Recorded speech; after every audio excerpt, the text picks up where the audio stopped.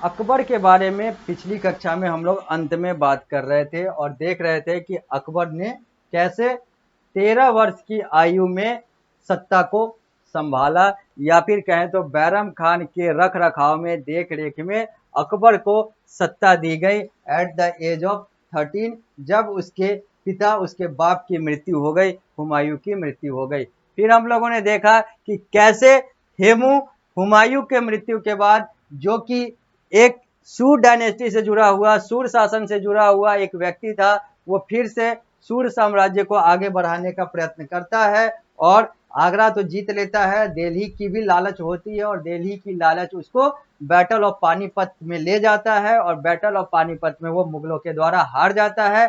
दिल्ली भी नहीं मिलता है, आगरा भी चला जाता है। मैं आप सभी लोगों का स्वागत करता हूं इस नए कक्षा में और मैं अब आगे बढ़ूंगा, इस अध्याय को आगे बढ़ाऊंगा। जैसा कि मैंने पिछली कक्षा में अंत में बोला था कि जब हम लोग अगली कक्षा में मिलेंगे तो केस स्टडी के तौर पर अकबर को देखेंगे, जो कि पृष्ठ संख्या 37 पर है, सामने आप लोगों को दिख रहा है स्मार्ट बोर्ड के माध्यम से। यह आप इसी पृष्ठ पर अपने पुस्तक में भी देख सकते हैं, लिखा हुआ है अकबर और केस स्टडी अकबर के बारे में। Following are the ways of Akbar united a large section under his rule। ये सारे जो तीन तरीके नीचे दिए गए हुए हैं, निम्नलिखित तीन तरीके जो हैं, ये वो तरीके हैं, वो रास्ते हैं, वो माध्यम है जिसके द्वारा अकबर ने लार्ज सेक्शन, बहुत सारे क्षेत्रों को अपने अधीन या फिर कहें तो यूनाइट किया, यानी कि एकत्रित किया अपने शासन में। वो कौन कौन से तरीके थे? पहला, दूसरा और तीसरा। पहला है थ्रू डायरेक्ट कॉन्क्वेस्ट, सीधा लड़ाई लड़के जीतकर। दूसरा, through matrimonial alliance with Rajput princesses. Matrimonial alliance का मतलब है कि विवाह करके, राजपूत की लड़की से विवाह करके राजपूत क्षेत्र, राजपूत साम्राज्य वाले क्षेत्र में जाकर या फिर वहां की लड़कियों से शादी करके उस क्षेत्र को अपने कब्जे में कर लेना।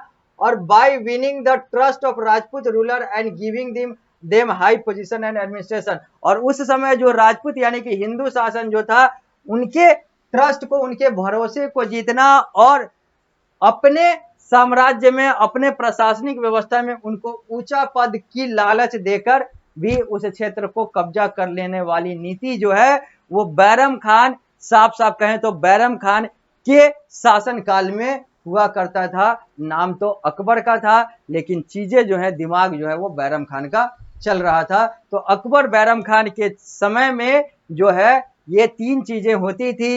एक, डायरेक्ट लड़ाई लड़के जीत जाता था ये लोग। दूसरा, राजपूत लड़कियों से शादी करके यहां पर क्षेत्र को कब्जा कर लिया जाता था। और तीसरा, राजपूत शासक यानी कि हिंदू शासक को लालच देकर, उनके भरोसे को जीतकर, उनको अपने प्रशासन में ऊंचा पद का लालच देकर या ऊंचा पद देकर क्षेत्र को साफ कर लिया जाता था, अपने अधीन कर लिया जाता था। राजपूत पॉलिसी, अब हम लोग सबसे पहले बात करेंगे राजपूत वाली नीति अकबर की क्या थी।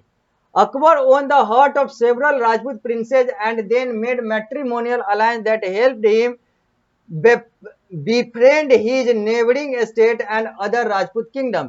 अकबर ने बहुत सारे राजपूत लड़कियों, राजपूत महारानियों के, राजपूत युवतियों के जो प्रिंसेस थी, उन सब के दिल को जीता, यानी कि उन सबको अपने वश में किया। और इसके आधार पर एक सौहार्दपूर्ण रिश्ता जो है ये उनके साथ और राजपूत साम्राज्य और अलग अलग राजपूत साम्राज्यों के साथ अकबर और मुगल शासक के बनते चले गए।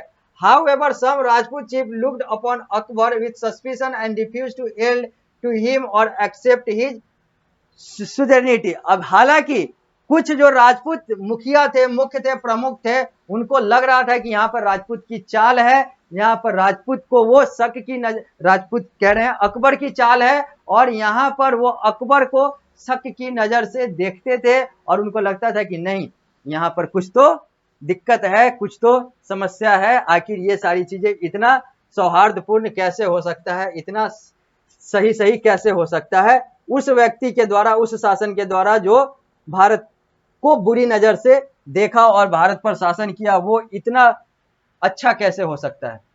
The ruler of Mewar Rana Uday Singh was one such. और इसमें जो शक करने वाला जो कुछ व्यक्ति था, उसमें मेवाड़ का जो शासक जिसका नाम राणा उदय सिंह है वो भी थे।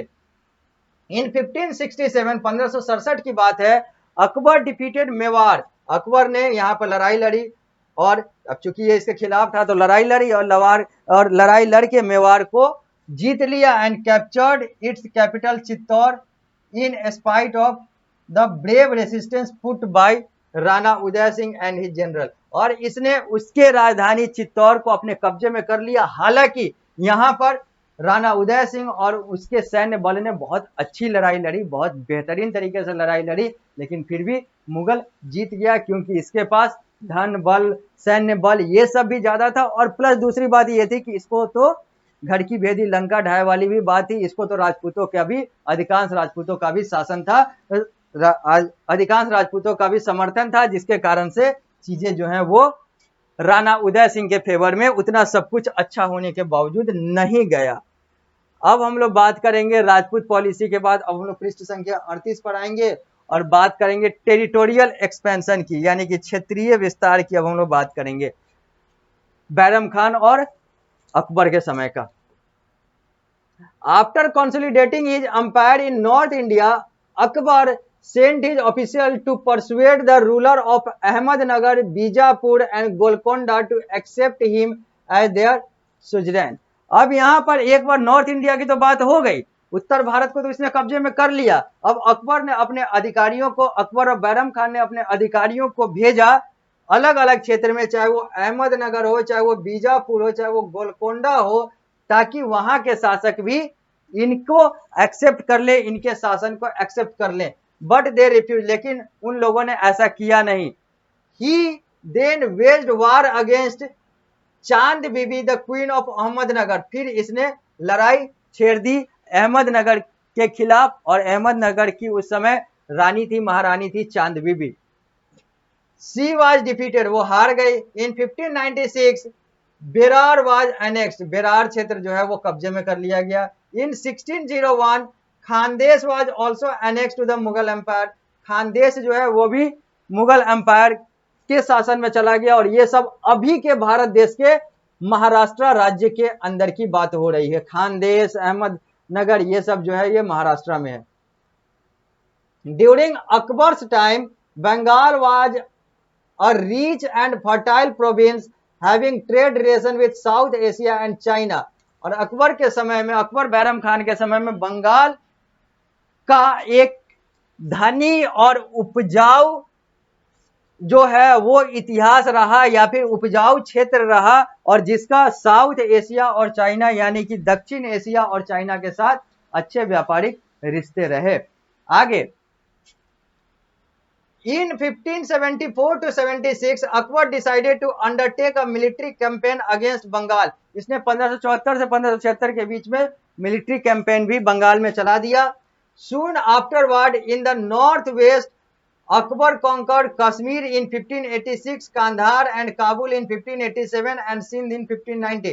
बंगाल के बाद इसने नॉर्थ वेस्ट यानी कि उत्तर पश्चिम में कश्मीर को भी 1586 में, कंधार और काबुल को 1587 में और सिंध को 1590 में जीत लिया।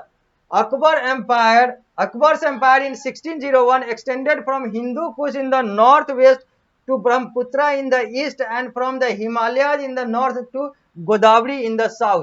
इतना बड़ा था अकबर का एम्पायर। जो इस चित्र में दिख रहा है, जो हरा वाला जो चित्र है वही है extent of the Akbar's empire. Akbar का शासन काल में भारत वाला जो क्षेत्र है वो कहां से कहां तक कब्जे में था, इन सारी चीजों को इस चित्र के माध्यम से देखा जा सकता है, समझा जा सकता है। और लिखा हुआ यही है कि हिंदू कुश से लेकर नॉर्थ वेस्ट में यानी कि उत्तर पश्चिम में ब्रह्मपुत्र नदी तक, और ईस्ट क्या है कि यहां पे लिखा हुआ है हिंदू कुश जो है वो नॉर्थ वेस्ट में से लेकर ब्रह्मपुत्र पूरब तक, और हिमालय नॉर्थ यानी कि उत्तर से लेकर गोदावरी साउथ तक इसके साम्राज्य का फैलाव था। यही है हिंदू कुश से लेकर ब्रह्मपुत्र, और इधर है क्या, इधर लिखा हुआ है हिमालय से लेकर गोदावरी तक, ये सारे इसके क्षेत्र में फैलाव थे। यानी कि अकबर का साम्राज्य जो है इतना ज्यादा फैला हुआ था। अब हम लोग बात करेंगे कल्चरल कंट्रीब्यूशन का, यानी कि अकबर के शासन काल में कल्चरल कंट्रीब्यूशन के बारे में क्या जानकारी मिलती है, यानी कि सांस्कृतिक उसका जो संस्कृति के क्षेत्र में उसका जो योगदान था उसकी बात करते हैं। लिखा हुआ है Akbar was a great pattern of art learning and literature. Akbar जो है वो आर्ट लर्निंग और लिटरेचर का समर्थन करता था, यानी कि कला और ज्ञान और साहित्य इन सारे चीजों में उसकी रुचि थी। His court was adorned by 9 gems. उसका जो कोर्ट था, उसके जो अदालत थे या फिर कहें तो उसका जो कार्य क्षेत्र था, उसमें उसके 9 रत्न हुआ करते थे, जिन 9 रत्न का नाम है अबू फजल पहला, फैजी दूसरा, अब्दुल रसीम खान एक तीसरा, तोडरमल चौथा, मान सिंह पांचवा, बीरबल छठा, तानसेन सातवां, हुमाम आठवां और मुल्ला दो प्याजा नौवां। Faizi was a poet who translated the Ramayana and Mahabharata into Persian. इसमें से फैजी जो था वो कवि था जिसने रामायण और महाभारत हिंदू ग्रंथ को पारसी भाषा में कन्वर्ट किया, ट्रांसलेट किया, अनुवादित किया। Birbal's witticism has become a part of Indian folklore, while Tansen, the greatest singer of the period, enriched Hindustani classical music with composition of new ragas such as Rag Darbari and Akbar's honor. In Akbar's honor. अब जो बीरबल है, यानी कि ये जो पहले तो फैजी की बात आ गई, फैजी के बाद बीरबल की जो तार्क शक्ति थी, बीरबल की जो चतुराई थी, वो भी has become a part of Indian folklore. ये भी भारतीय संस्कृति में एक अहम स्थान रखता है, जबकि तानसेन जो है एक महान सिंगर के तौर पर, एक महान गायक के तौर पर देखा जाता है, जिसने हिंदुस्तानी क्लासिक म्यूजिक को मजबूत किया, ऐसा कहा जाता है, और अलग अलग नए राग को भी स्थापित किया, जैसे अकबर के, यानी कि अपने राजा को समर्पित उसने एक राग किया जिसका नाम राग दरबारी है। तो ये सारी चीजें जो हैं ये अकबर के शासन काल में कल्चरल कंट्रीब्यूशन को दर्शाता है। अब हम लोग बात करेंगे पेंटिंग का, अब हम लोग उसके बाद हम लोग बात करेंगे आर्किटेक्चर का, उसके बाद हम लोग बात करेंगे रिलीजियस पॉलिसी का। इसके साथ हम लोग का अकबर का बात खत्म होगा। उसके बाद हम लोग आएंगे जहांगीर की बात करेंगे, और भी बहुत सारी बातें करनी है। मिलते हैं अगली कक्षा में। जब हम लोग अगली कक्षा में मिलेंगे तो इस अध्याय को हम लोग यहीं से आगे बढ़ाएंगे, यानी कि हम लोग पेंटिंग, आर्किटेक्चर, इन सारी चीजों की बात करेंगे। तो इस कक्षा को देते हैं यहीं पे विराम। मिलते हैं अगली कक्षा में।